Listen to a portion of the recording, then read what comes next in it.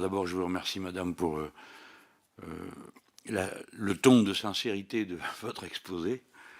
Ben, c'est la première fois que j'entends quelqu'un me dire qu'il ne sait pas quel est le taux de croissance que va nous rapporter un accord. Parce que madame de Sarnez, comme moi, sommes habitués au Parlement européen à nous entendre promettre environ aux alentours de 1,2 de croissance par accord. Tant et si bien que si on fait le total des accords déjà signés, nous avons déjà plus de 200% de croissance garantie pour les prochaines années.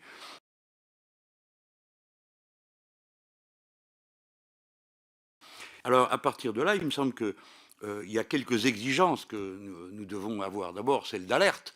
On nous dit que ça n'aura pas un gros impact compte tenu de la différence entre la population canadienne, sa production, et celle de l'Europe. Peut-être bien, mais ce que ça va changer, c'est la façon de produire. Parce qu'il y a à peine 10% des appellations d'origine protégée qui sont reconnues dans l'accord CETA. Or, une appellation protégée, ce n'est pas juste une étiquette, c'est une manière de produire, c'est un contenu de la production. Et tout ça est effacé. Enfin, sauf si vous me démentez, mais tout ça est effacé pour 90% des origines protégées. Les origines protégées, c'est pas vrai que 90 sont effacées. Pour l'instant, toutes ne sont pas prises en compte par le Canada. Aucune n'est prise en compte par le Canada. Donc les 10% qui seront prises en compte par le Canada, c'est un plus.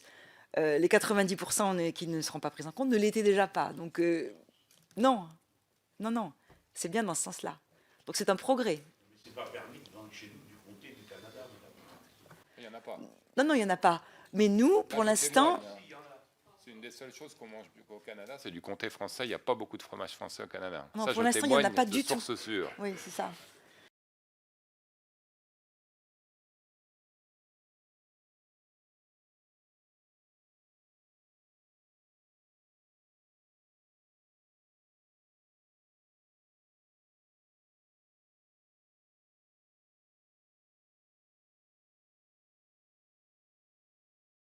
Les tribunaux d'arbitrage. Ah oui, est-ce que vous me confirmez qu'il y a bien des tribunaux d'arbitrage? Pardon, monsieur le Président, mais comme le Premier ministre a dit l'autre jour à une émission de télévision qu'il n'y en avait pas, il me paraît opportun de demander si oui ou non il y en a. Est-ce que oui ou non il est prévu des tribunaux d'arbitrage? Bien sûr que oui, et sans doute vous me le confirmerez. Mais alors, est-il vrai que l'initiative reste aux seules entreprises privées et que nous, les peuples, nous n'aurons jamais la possibilité d'ester contre une multinationale dont les pratiques viendraient mettre en danger nos normes sociales ou environnementales? Merci.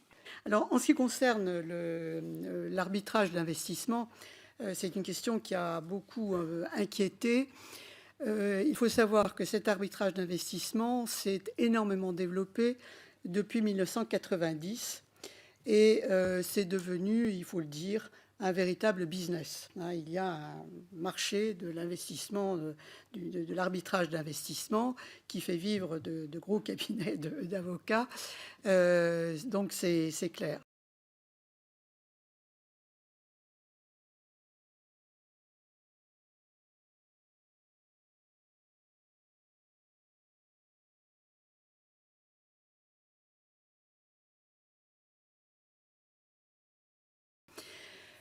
La question qu'on peut se poser, c'est si véritablement les investisseurs se précipiteront vers ce système. Pourquoi est-ce que les investisseurs utilisent l'arbitrage d'investissement? C'est parce qu'ils ont le choix de leurs arbitres. Oui. Ici, on peut se demander si c'est le cas et si les investisseurs ne trouveront pas plus efficient de revenir vers les juridictions nationales.